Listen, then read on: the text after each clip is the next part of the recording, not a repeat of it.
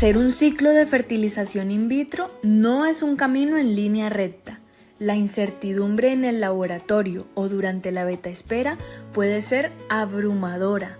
Hoy, el ginecostetra Juan Zavala y la embrióloga Gabriela Oñate nos abren las puertas de la ciencia y del corazón para entender cada etapa del proceso.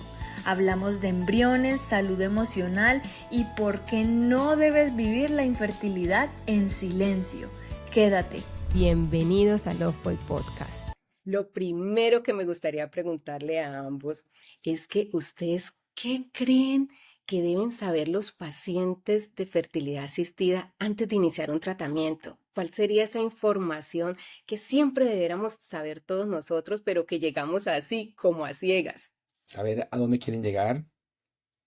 Y esto es muy importante porque los pacientes llegan como muy llenos de miedo, llenos de dudas. Cuando tú los preguntas y vas enfocando esa ficha clínica y vas hablando sobre sus antecedentes, muchas veces no saben determinar qué están buscando o qué ha pasado en sus antecedentes, o te reprochan y dicen, porque a mí nadie me dijo esto en un primer momento. Porque nadie me dijo que la infertilidad existía, por darle una terminología. Porque en el colegio te dijeron, cuídate, ponte preservativo, cuídate, te embarazas. Pero nadie dijo, la edad, por ejemplo, es un factor fundamental donde tienes que preocuparte, ir al ginecólogo y saber de que si no te embarazas, es una alerta. Hay que ir al médico, hay que buscar ayuda, porque puedes también ser infértil. Y no importa la edad, ¿no?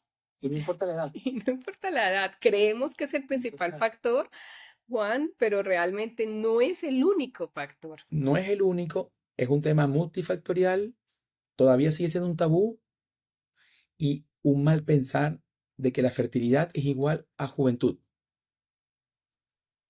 Entonces, eso no es así. Entonces, yo creo que hay que derribar y tumbar paradigmas que con los años ha venido incrementando el mal saber en los pacientes y que tiene como consecuencia bueno, postergo la maternidad, no pasa nada.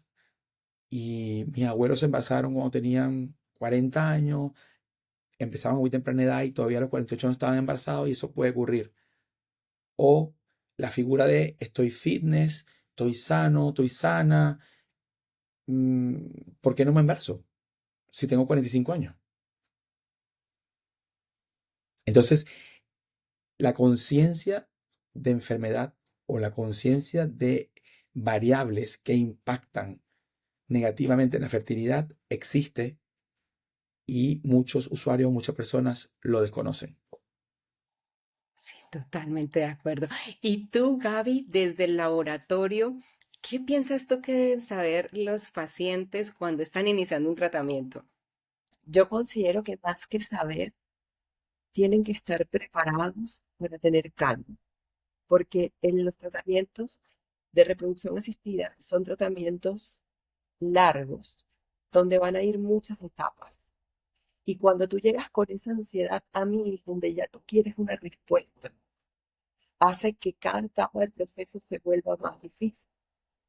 Y no me permite celebrar los pequeños logros, porque evidentemente el objetivo es un niño sano en casa, pero para eso pasan muchas cosas previas que también son buenas y que también se pueden celebrar.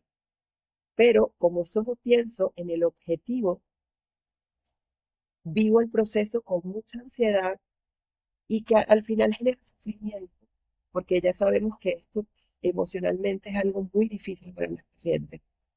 Entonces, yo diría como ir paso a paso, ¿ok? Primero, mi objetivo es ver cómo respondo a una estimulación, luego ver cómo va esa obtención de ovocitos, cómo va la fecundación, el desarrollo embrionario, la preparación endometrial, la transferencia y luego una beta espera, que también es difícil. Entonces, ir preparados con calma. Se cree que la fertilización in vitro es como una receta. Paso A, paso B y obtenemos un bebé. Pero cuando vamos a la realidad no es así. Siendo paciente de fertilidad asistida, pues me conecto mucho con lo que ustedes dicen. También cuando llegué con una expectativa gigante y que uno cree, no, hice todo bien, me apliqué las medicinas, hice todas las recomendaciones, entonces este ciclo ya voy a quedar embarazada. Y no pasa así. Y allí yo quería preguntarle algo que Juan, tú acabas de tocar, y es el tema del reloj biológico. ¿Qué tanto impacta esto? En verdad, la edad es un factor, no es el único, pero es un factor fundamental en el pronóstico de fertilidad de una mujer. ¿Ok? Y de un hombre también. ¿Ya? Partamos de que la mujer cuando nace, nace con una cantidad de ovocitos que se agotan, que se acaban. Es una cuenta finita y que se acaba cuando llega la menopausia. ¿Ya? Entonces, cuando la mujer nace, ya esa cantidad de ovocitos está con ella. Y si a los 35 años yo quiero evaluar la reserva ovárica de esa paciente, esos ovocitos tienen 35 años. Y ese es el punto de corte en edad donde empieza progresivamente en el tiempo a declinar la cantidad y la calidad de los ovocitos. Y trae como consecuencia que evidentemente haya mayores tasas de aborto conforme aumente la edad de la paciente y menores tasas de embarazo. Y esa calidad se va a ver reflejada en la genética de esa célula que va a dar origen a un embrión que probablemente sea genéticamente anormal y que eso trae como consecuencia o que no me embarazo o que me embaracé y aborté. Y en el peor de los casos me embaracé y tuve un bebé con una enfermedad genética. O tuve embriones, una gran cantidad, fuimos a estudios genéticos y en el estudio genético reportó que todos eran anormales. Entonces, eh, la paciente te dice, pero si soy muy sana, si yo estoy perfecta, si yo tengo un buen peso, si yo soy saludable, me cuido, hago ejercicio, como bien, ¿por qué mis embriones salieron aneuploides? ¿Por qué tengo esta alteración? Qué mala suerte la mía. Y preguntamos, ¿y qué edad tienes? Entonces sí impacta la edad. Anecdóticamente que hay mujeres que se embarazan a los 45 años, a los 45 años, sí existe también. No es la norma, pero es algo anecdótico. Que a lo mejor si una paciente tiene conocimiento de que su tía se embarazó a los 47 años de edad o su mamá fue mamá a los 45 años de edad y fue todo normal, ese es el universo. Ese es el 100% para esa paciente. Pero la realidad y la estadística te dice otra cosa. Entonces la edad sí impacta.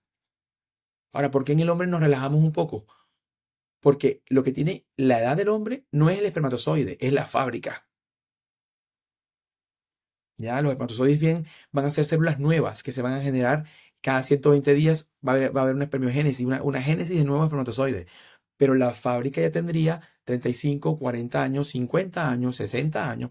Es una fábrica que esa es la edad de la fábrica. Y ya hay estudios que han demostrado que conforme avanza la edad del hombre, pues también hay problemas en la calidad espermática. Entonces sí impacta también la edad en el hombre. Y a ti, Gaby, que estás allí en el laboratorio, mira que muchas veces nosotros pensamos que fecundar un óvulo es como algo automático o como se ve en las películas. Pero tú que los ves todos los días y tienes esa posibilidad de comparar lo que está diciendo Juan desde el consultorio, ¿cierto? De cómo esto cambia, pero tú lo ves en el día a día. ¿Cómo funciona esto en realidad? ¿Cómo es esa diferencia entre ver un óvulo de una mujer que está joven y a una mujer adulta o que está ya finalizando ese ciclo? Mira, hay ciertas características morfológicas que tienen los ovocitos que te hablan de la calidad, ¿ya? Que es el único punto de vista que nosotros podemos evaluar desde el laboratorio, porque lo siguiente sería estudiar genéticamente el ovocito, pero es algo muy invasivo y lo perderías. Por eso es que igual una de las cosas más difíciles es que cuando el tratamiento no funciona, tú tampoco tienes una respuesta 100% certera de por qué no funcionó. Porque hay muchas pacientes que cuando nosotros llamamos a decir una mala noticia, pero dime exactamente, ¿es culpa del espermatozoide o es culpa del ovocito? Entonces ahí nosotros decimos, mira, no puedo responder exactamente porque para eso yo tendría que analizar el método al 100% y lo perdería. Ya no tendría la oportunidad de formar un embrión. Pero cuando hablamos de esa morfología, día, cuando tenemos ovocitos de pacientes jóvenes o de donantes, su citoplasma es un citoplasma íntegro. El espacio entre el citoplasma y la zona pelúcida también tiene como una medida exacta. Y cuando ves ovocitos de mujeres con más edad, puedes ver ciertos rasgos como espacio perivitelino amplio, citoplasma oscuro, granular. Son todos estos datos nosotros los anotamos caso por caso, como igual para poder tener una orientación al final del ciclo, dependiendo si tenemos o no embriones y poder decir, mira, pero aquí morfológicamente la calidad del ovocito no estaba bien. Ok, ok, porque pasa mucho, ustedes lo saben, que durante nuestro ciclo, cuando llega el momento de la transferencia embrionaria, a nosotros como pacientes, o hablo desde mi experiencia en Australia, nos muestran la foto de los embriones, ¿cierto? Cada clínica tiene su protocolo, pero yo les cuento desde este lado, nos muestran y pues uno no entiende, o sea, le pueden decir mira, se ve muy lindo, se ve buena calidad, está precioso. Y yo les cuento una experiencia mía muy personal. En una de mis transferencias, cuando yo vi el embrión, yo lo vi como, voy a decirlo así, como arrugadito, como que no tenía muchas, como que no se veía activo, no sé, fue mi percepción. Y salí de la transferencia y me metí a una red social y alguien había publicado en estos grupos que existen su embrión y que había quedado embarazada. Cuando yo miré ese embrión y lo comparé con el que me acaban de transferir, yo automáticamente en mi cerebro pensé, ah, el mío no estaba tan bonito como el de ella. Pero realmente nosotros, ¿con qué criterio como pacientes medimos esto? Ahí vale mucho la confianza en la clínica donde tú estás y es también uno de los focos que Juan y yo tenemos en fertilizados. Cuando asesoramos pacientes, decimos, es importante esa corazonada que tú también sientes cuando estás en una clínica de reproducción, de que tú confíes en los profesionales que te están atendiendo. Porque si tu embriólogo está seleccionando ese embrión y le está diciendo al médico, mira, podemos transferir ese embrión, debería ser porque es un embrión viable para generar un embarazo, que no siempre pasa, porque muchas veces para nosotros como embriólogos es difícil, sí, pero yo prefiero decir, mira, este embrión no sobrevivió a la criopreservación o no está apto y no hay transferencia. Y nunca transferir un embrión que no tiene oportunidad, porque no vas a hacer pasar a la paciente por todo ese proceso de una beta espera cuando tú sabes que estás transfiriendo algo que no es viable. Entonces ahí va mucho la confianza que tú tengas en tu equipo médico. Ok, y ustedes dentro de este trabajo tan lindo que están haciendo en Chile, donde están acompañando a pacientes, de verdad que los felicito porque es algo poco común y muy necesitado realmente. Hacen también esta parte, este acompañamiento de explicarle como ese momento de cómo prepararse para esa transferencia y también cómo asumirlo, cómo entenderlo, porque realmente uno sí se siente como que está como en manos de todos con algo que es tan importante, pero como desconoce tanto, pues está perdido. Quiere hacer preguntas, pero no sabe ni qué preguntas hacer. Sí. Mira, yo creo que lo básico es explicarle como médico a tus pacientes y como embriólogo lo que ocurre en el laboratorio. Y a un nivel que los pacientes entiendan, o sea, no tan técnico ni tan... Porque yo puedo decirte a ti con palabras sofisticadas de un libro y técnicamente qué vamos a hacer y tú te vas a quedar igual. Me vas a decir, no entendí nada.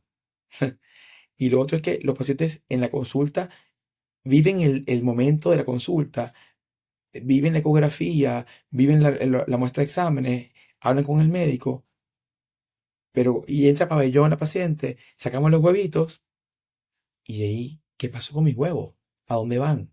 ¿Dónde están? ¿Qué está pasando con eso? Y en la noche me acostó a dormir y digo, ¿y mis embriones qué estarán haciendo? ¿En qué estarán? ¿Cómo estarán?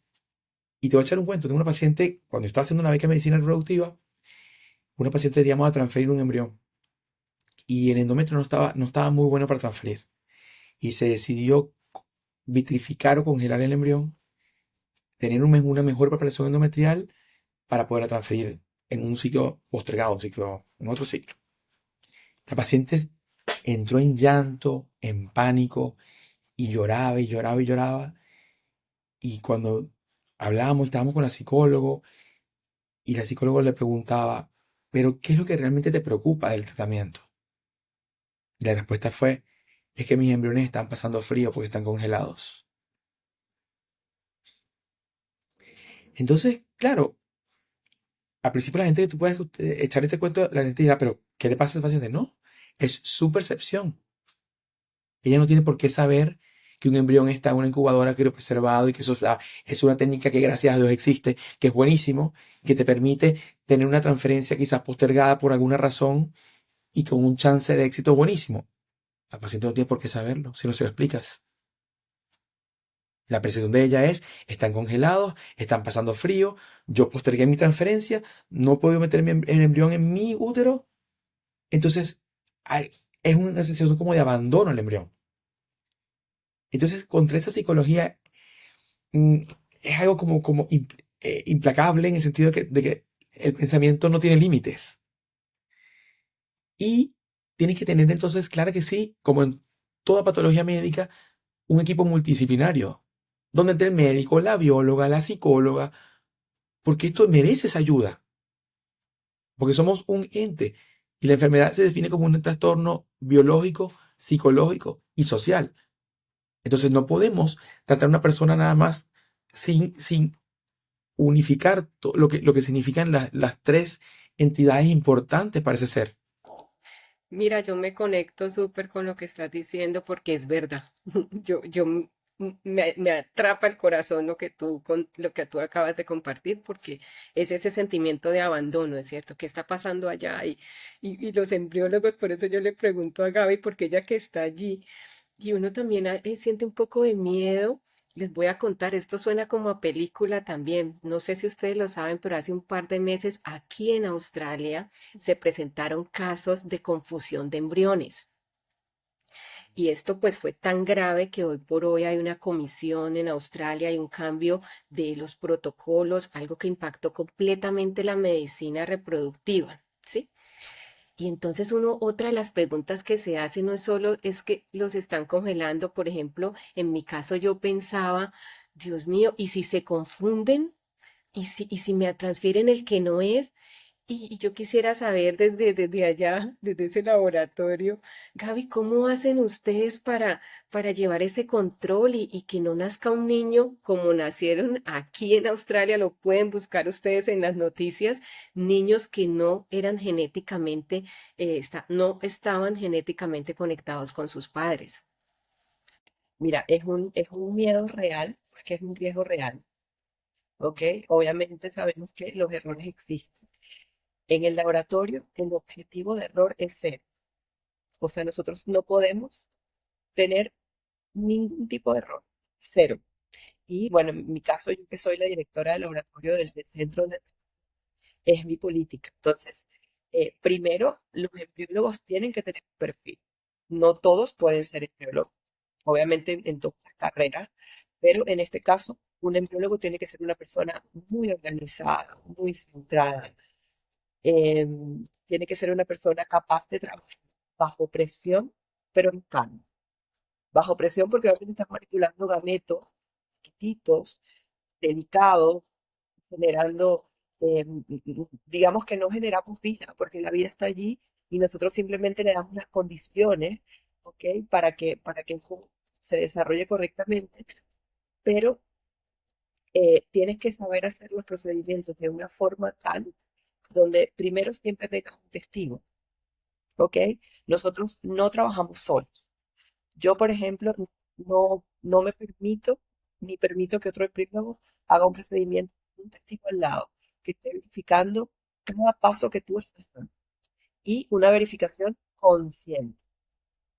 No podemos manipular más de una muestra a la misma vez. ¿Ok? Entonces, es algo muy cronometrado el trabajo en el laboratorio. Es como una coreografía, la verdad. Estamos con una paciente, verificamos el nombre para hacerlo un poco chistoso.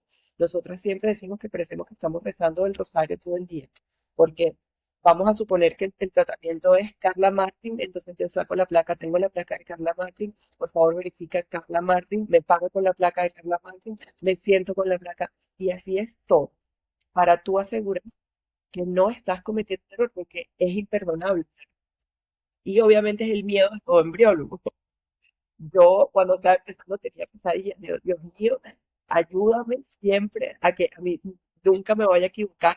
La persona que me enseñó a mí, que me entrenó en reproducción, siempre decía que ella le decía a Dios como que si yo en algún momento me voy a equivocar, haz que me desmaye, pero que no pase.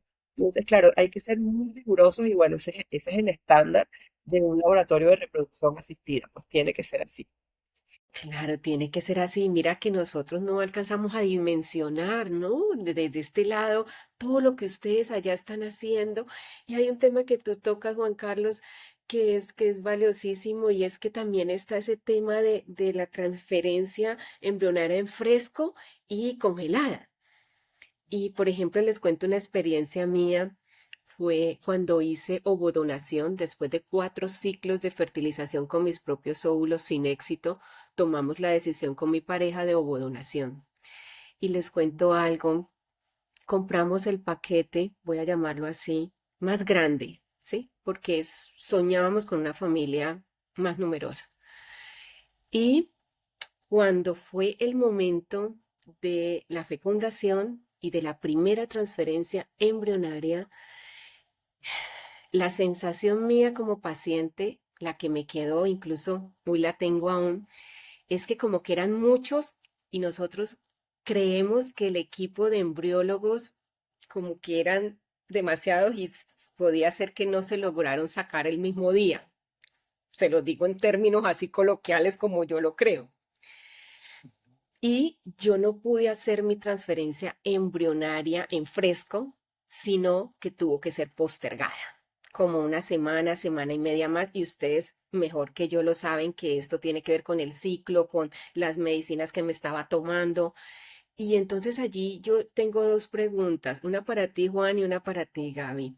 Para ti, Juan, esa diferencia entre hacer esa transferencia en fresco o hacerla después, congelados, con los embriones congelados. Y para ti, Gaby, si esto es un mito o algo que yo creo, y es que no es lo mismo fertilizar 3 a fertilizar 15. Entiendo un poco tu pregunta en el sentido de que cuál es la diferencia de transferir en fresco y transferir congelado en cuanto al pronóstico, en cuanto al tratamiento como tal. Bueno, básicamente el objetivo es lograr un embarazo y tener un bebé sano en casa. Y si ese es nuestro objetivo y nuestra meta, nuestro objetivo específico en la primera parte es que si por alguna razón no vas a una transferencia en fresco, que ahora es más común no ir a transferencia en fresco, y te digo por qué. Cuando tú te haces una estimulación y sacas tus óvulos y generas embriones, tú esperas al quinto día de desarrollo embrionario hacer una transferencia en fresco. Pero ahora quieres hacer estudio genético, entonces ya no puedes transferir en fresco. Y ahora difieres la transferencia. Pero eso es un plus, o sea, en el fondo eso es algo que te va a traer un beneficio, el saber, entonces tiene una lógica y una razón de ser de no, por qué no transferir en fresco, sino a diferido. ¿Ya?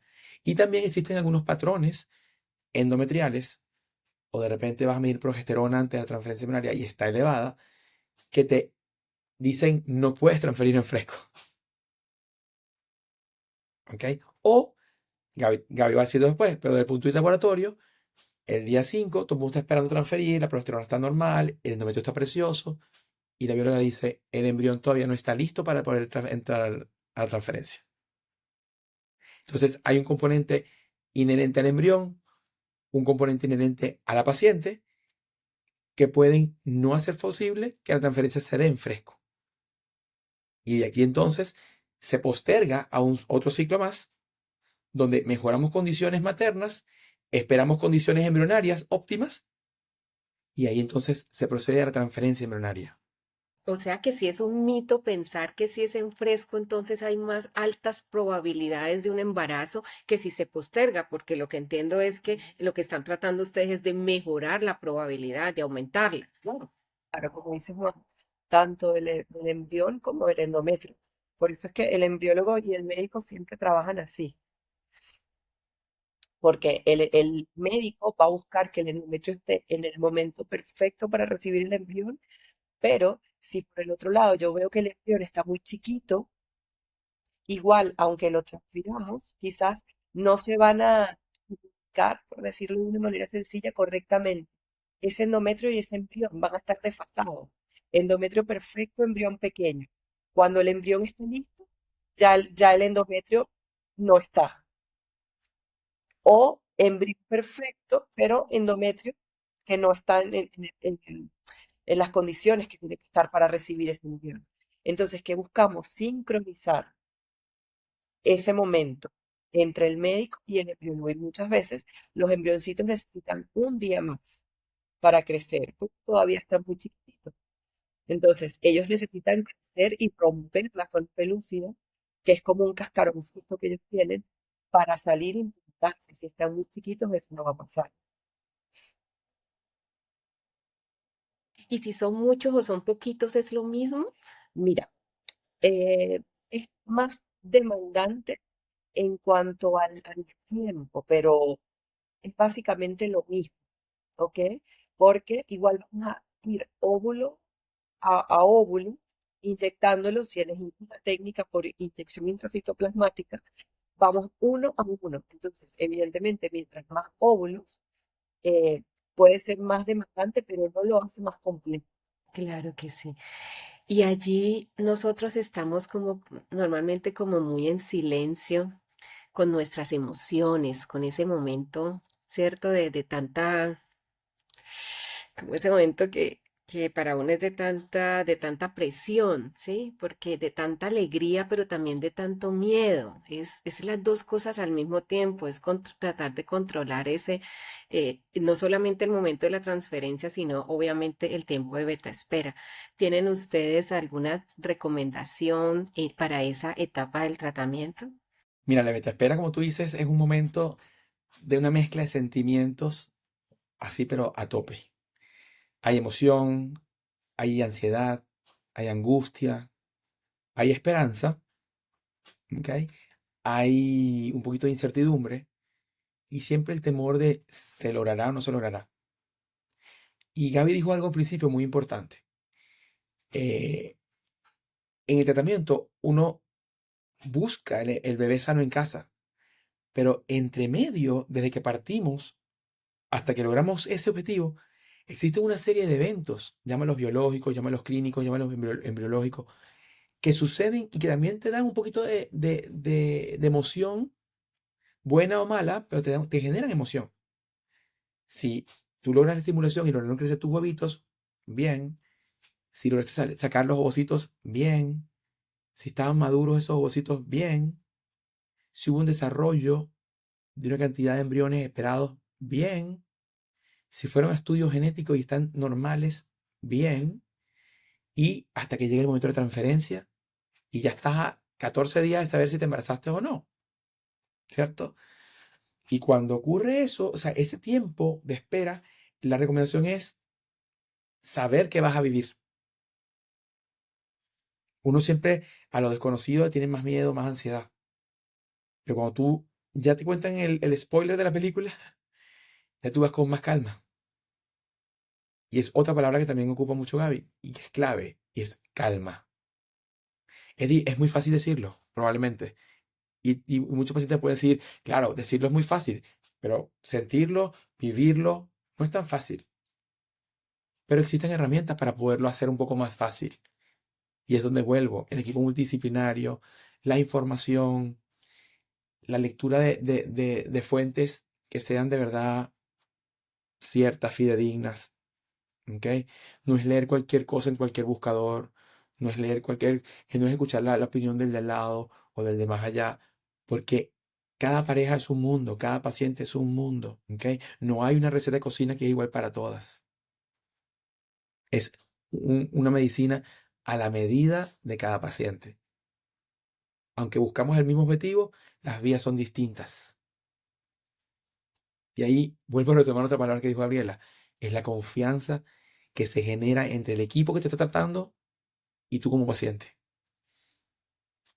Entonces, hay una serie de factores que podemos controlar y eso nos da como resultado un poquito de tranquilidad a la hora de avanzar en esa vez de espera, porque contra el tiempo no podemos hacer absolutamente nada, pero sí podemos vivir ese tiempo de diferentes maneras.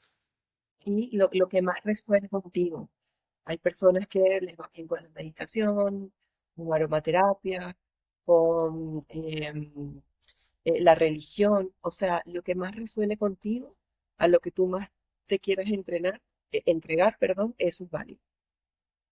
¿Para qué? Para mantener la calma. Y como dice Juan, el conocimiento es poder, es uno de los objetivos que nosotros tenemos en Fertilizados, como brindar como, es algo que nosotros siempre decimos, una luz, quizás en la oscuridad, porque el no conocer es como estar en la oscuridad.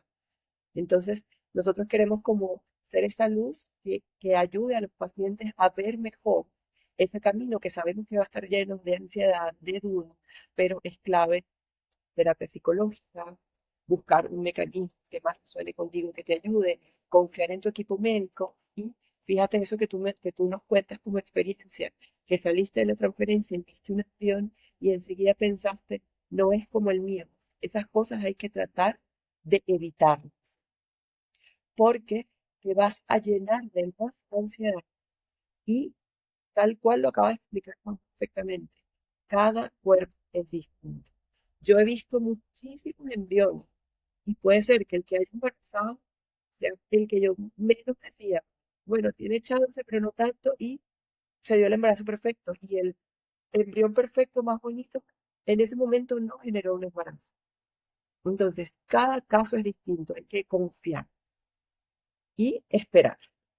Allí tocamos un tema, por favor, denme su opinión, el tema de las redes sociales dentro del mismo tratamiento, porque cuando estos algoritmos nos escuchan y saben que uno está en tratamiento, empiezan a bombardear con cantidad de publicidad, pero llega el momento del resultado y, por ejemplo, fue negativo, pero las mismas redes sociales siguen mostrándote mujeres embarazadas, bebés, coches y todo lo demás.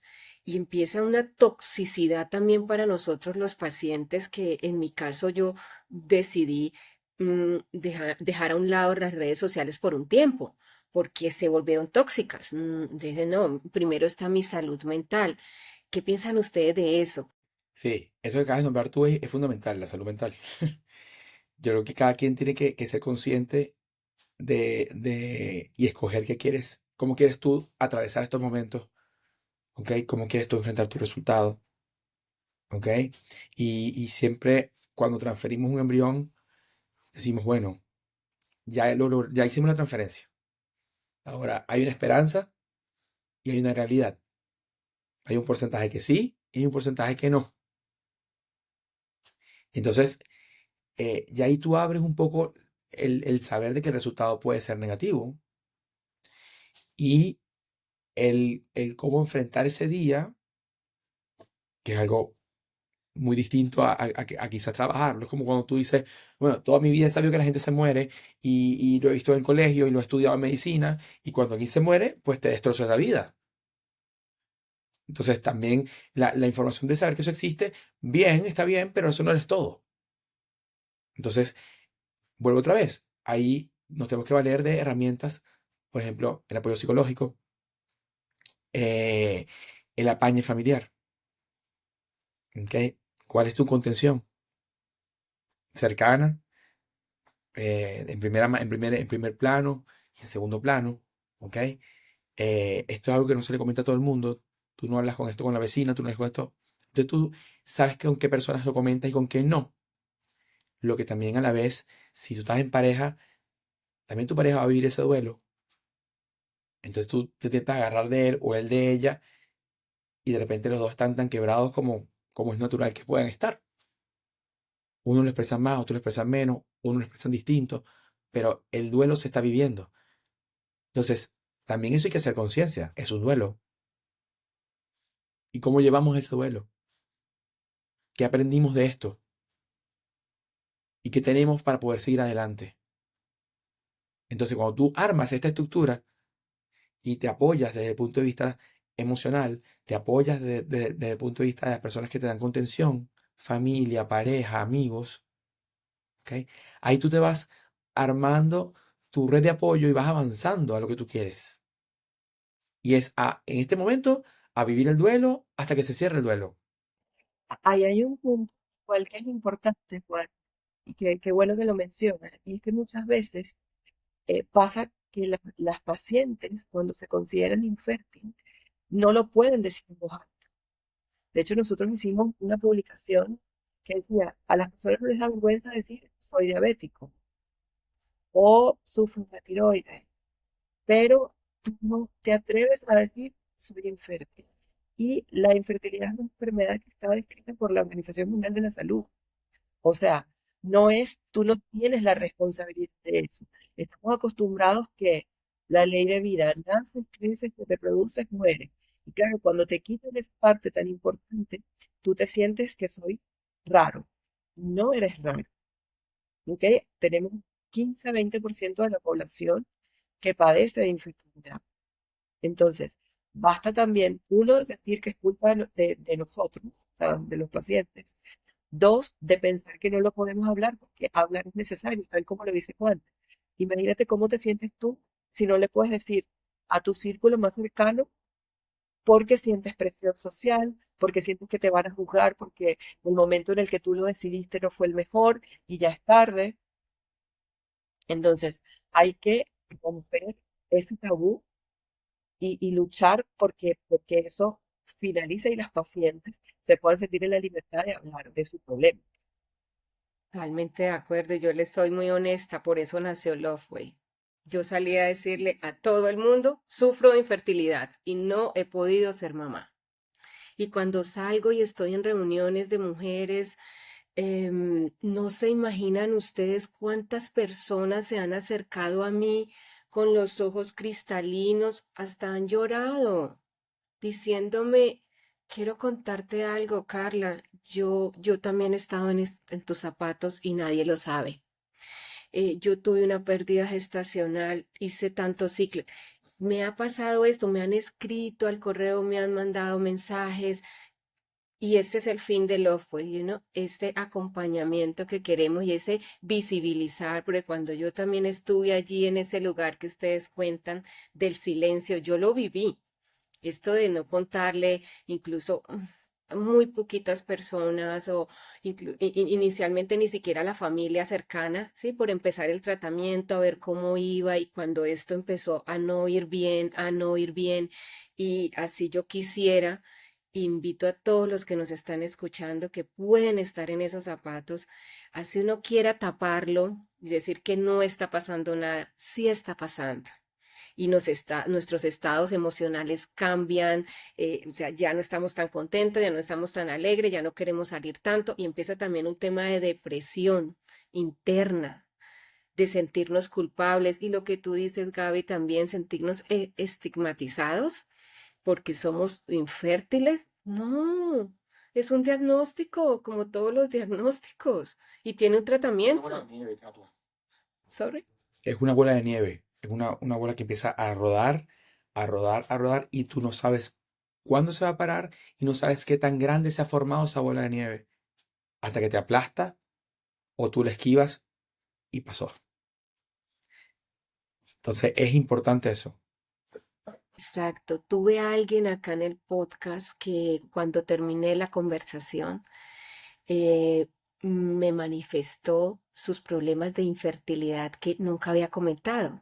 Y estamos hablando de una persona que había vivido esa experiencia hace unos 20 años y se le notaba esa carga emocional que aún no había sacado.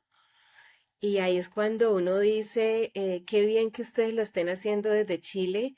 Y bueno, yo desde Australia también sembrando un granito de arena para acompañar y empezar a hablar de esto y a empezar a visibilizarlo y dejarnos de sentir como que estamos rotas estamos rotos, estamos incompletas, incompletos, me falta algo.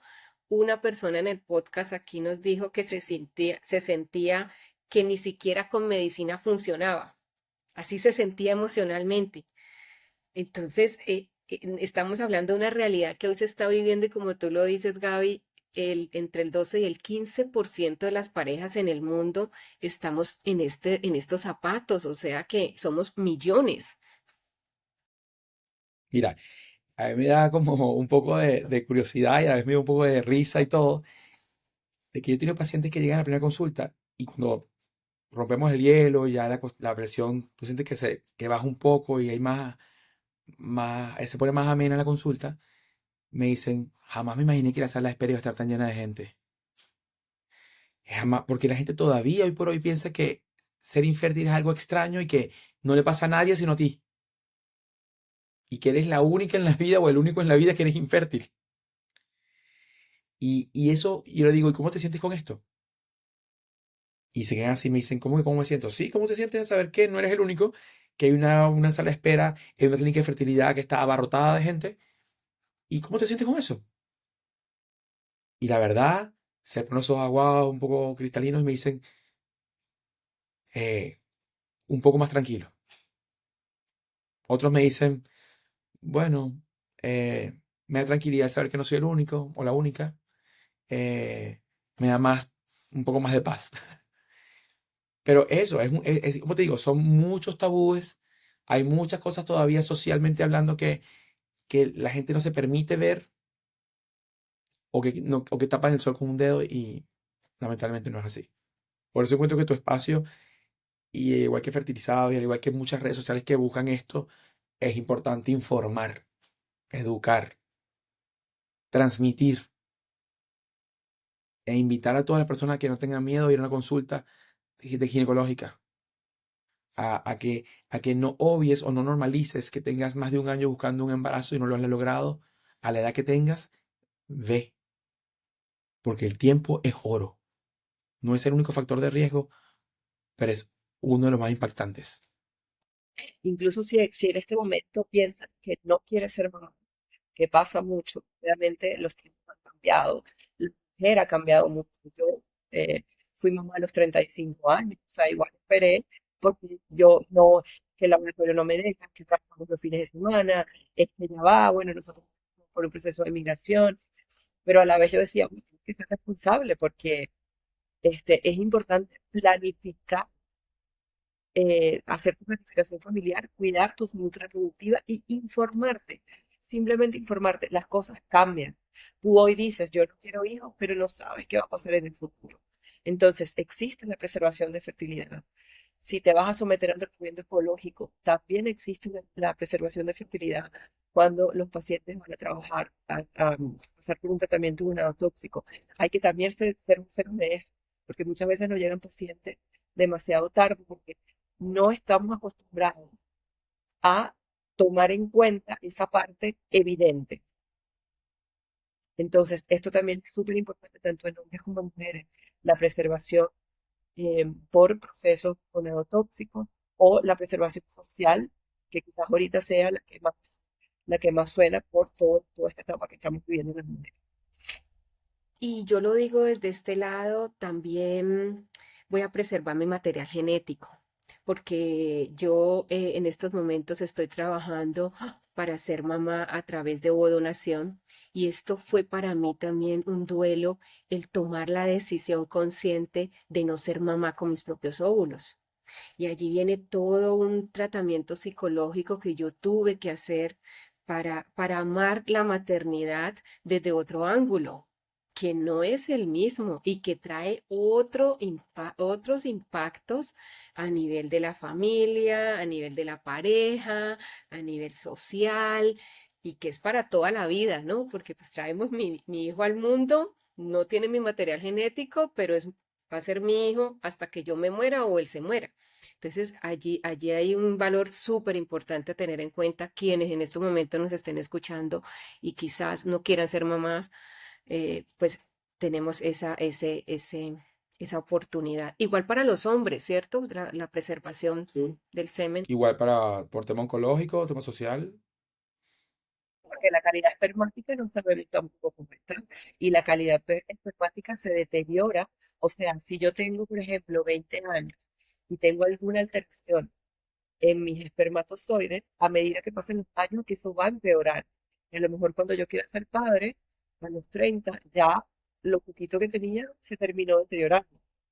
Entonces, eso es una razón por, o por la que nosotros también congelamos semen, que es disminución progresiva de la calidad. Y ustedes el acompañamiento que hacen es desde que se comienza el tratamiento, o sea, por todas las etapas, digamos, esta parte que ustedes ofrecen involucra todo un ciclo hasta, digamos, una respuesta negativa y cómo la recuperación, porque yo estoy terminando mi libro y yo hablo de algo que es la ventana de renacer y es esos momentos donde uno literal cae en el piso. Es que no es tan fácil. Una cosa es hablarlo aquí entre nosotros tres y otra, vivirlo en carne propia y tener que volver a tener esperanza, a tener fe y decir, vamos a volverlo a intentar o hacer lo que hacen muchos pacientes, que el 30% de las parejas en el mundo abandonan el tratamiento en un inicio. O sea, hacen 3 ciclos y esto ya es muy duro y chao. O sea, literal, no puedo más. Entonces, ¿ese acompañamiento ustedes lo tienen? Mira, yo creo que hay que agregarte un comentario previo a responderte esa pregunta, y es que las parejas van a tener la decisión final, o la persona o la paciente van a tener la decisión final de qué hacer, cómo continuar y en qué momento retomarlo o no retomarlo. Es también válido, ¿ya? Y yo pienso que esa es la principal razón de seguir o no seguir. ¿Qué quiero yo como paciente? ¿Ya? ¿Qué tengo, qué chances tengo? ¿Qué oportunidades tengo? Voy a una donación, voy a una transferencia de un embrión donado, eh, me voy a hacer otro ciclo con óvulos propios. O sea, o no quiero hacer nada más y ya está. Y después de eso, yo siento que cuando una pareja o una paciente recibe un beta negativo o una mala noticia, bueno, te decía hace ratito, el acompañamiento psicológico es sumamente importante, el conversar, el analizar qué pasó, el que aprendimos de esto, qué podemos hacer con lo que viene en un futuro, y las propuestas se van a dar, pero la decisión la va a tomar la paciente cuando esté en un sano juicio de tomar una decisión definitiva. No bajo la tristeza, no bajo la melancolía, no bajo la decepción o no bajo la rabia, porque es una mezcla de sentimientos. Entonces, yo creo que fundamentalmente es tener un equilibrio en nuestras emociones para tomar la mejor decisión a la que queremos optar.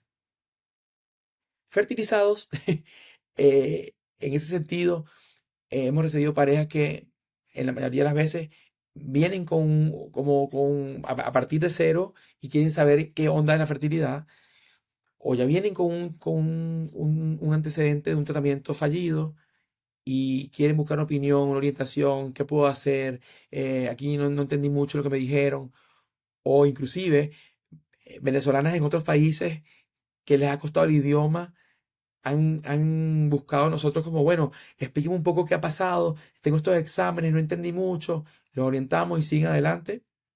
Y bien, Incluso los orientamos con preguntas. Mira, te vas a sentir más tranquila si sabes esto y esto. Hazle estas preguntas a tu equipo médico. Habla con tu embriólogo. exacto. Y entonces yo creo que una manera de ayudarlos a ellos o de ofrecerles esta asesoría es en virtud de eso. Ese acompañamiento incluye esa asesoría, esa respuesta a preguntas, el tener información en la página que simplemente no hay que hacer una asesoría, la ven la información, la siguen, la comentan y bueno, bien. Y el granito de arena que tú aportes es importante. Incluso fue un caso de una paciente que se logró embarazar sola. O sea, vino a la consulta, Juan más o menos eh, evaluó su perfil, le dijo, mira, tú estás en una buena edad, cosa que lo aplaudimos bastante porque buscó una asesoría, aún siendo joven, puedes hacer estos pequeños cambios y después nos escribió la paciente, mira, logré quedar embarazada con esos consejos que ustedes nos dieron y de eso se trata, de hacer el camino más fácil. un camino que se transita con muchas dudas, con mucho miedo, con mucha culpa. También lo hemos dicho aquí en el podcast, lo hemos vivido, lo he vivido yo, con mucha culpa hacia uno mismo, hacia su cuerpo incluso.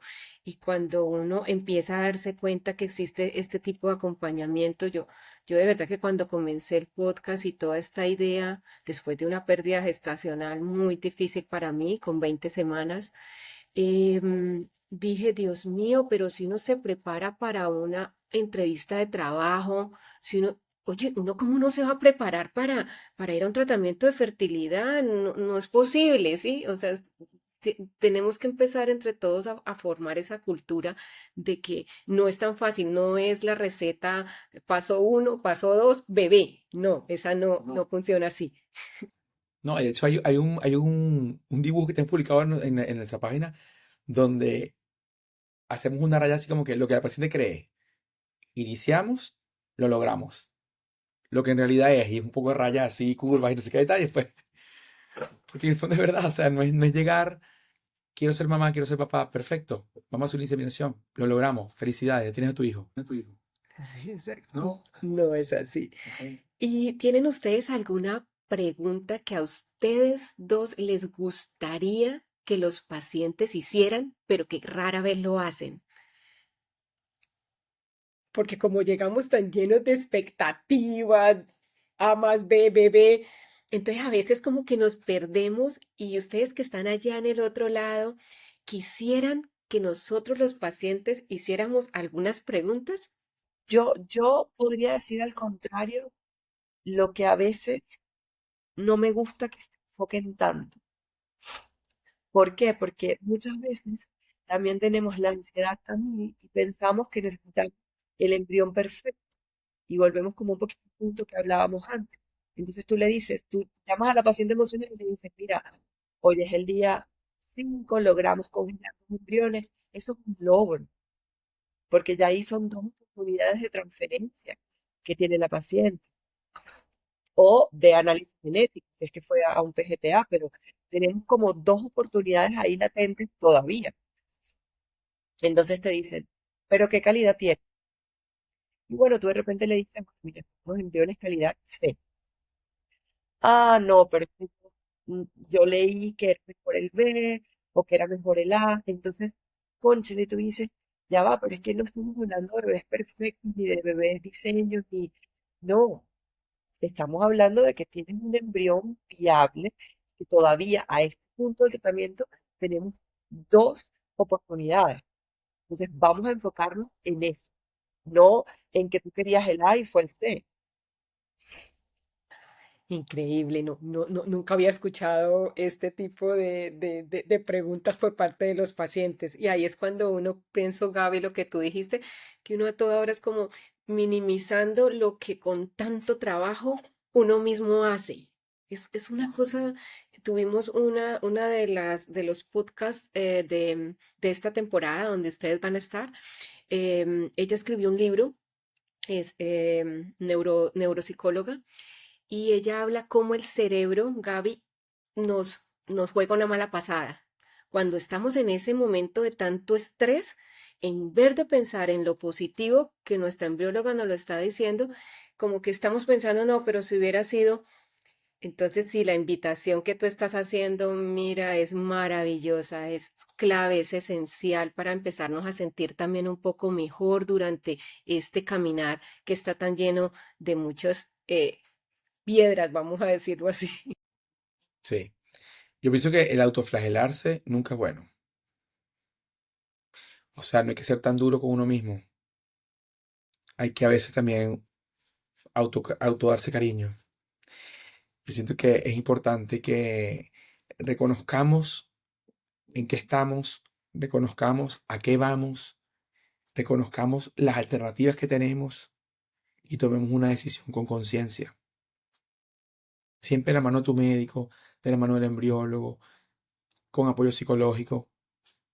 Y está bien, o sea, es un acompañamiento, es un momento de que no es decidir en qué momento te vas a inseminar, te vas a transferir. No, es cómo te sientes con las ampollas, cómo has vivido esto, qué te ha generado de estar acá haciendo la ecografía. un día, pasado mañana otra vez. Llegó el día de la aspiración, qué emoción.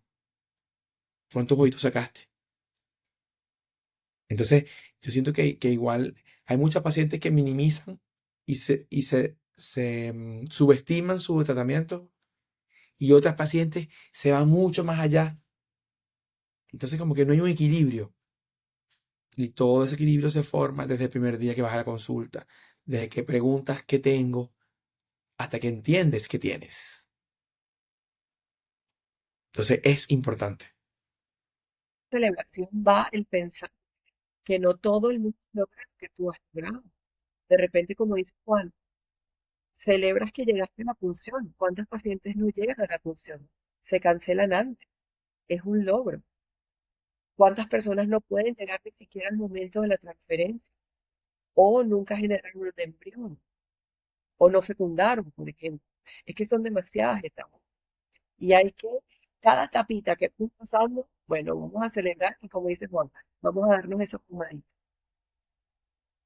Es una montaña rusa de emociones, claramente. Hoy estamos felices, mañana lloramos, mañana nos desesperamos, pasado mañana nos alegramos y volvemos otra vez a estar en ansiedad y qué resultado va a pasar y cómo llegan los embriones.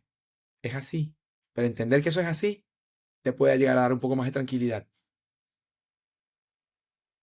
De manejo y de paz interior a pesar de la tormenta. O sea, En la clínica donde estés, en el país donde estés, es el día a día de los pacientes. Es el sentir. La diferencia está en cómo lo tomas, cómo lo manejas y cómo te ayudas a poder enfrentar este diagnóstico. muchas gracias, de verdad que estoy muy agradecida de que me hayan dicho sí en este podcast. Cuéntenos dónde los pueden seguir, cómo los encuentran quienes nos están escuchando y quizás quieran hablar directamente con ustedes, dónde contactarlos. Perfecto, contáctenos por Instagram en Somos Fertilizados. ¿Ok? Y en Chile estamos trabajando en la Clínica de Reproducción Humana de la Universidad del Paraíso. Así que ahí nos pueden contactar, pueden hacer preguntas. Nuestro Instagram va directo como a un formulario que pueden llenar para solicitar una asesoría con nosotros. No importa desde cualquier parte del mundo, porque lo importante es eso, es guiar. Exactamente. Bueno, les digo que estamos en el mismo camino, de verdad que sí. Y a todos los que nos escuchan, esperamos que este podcast les haya servido. Si quieren enviarnos un comentario, una historia o preguntarnos algo que si yo no sé, seguramente voy y busco a mis invitados y les pregunto. Muchas gracias.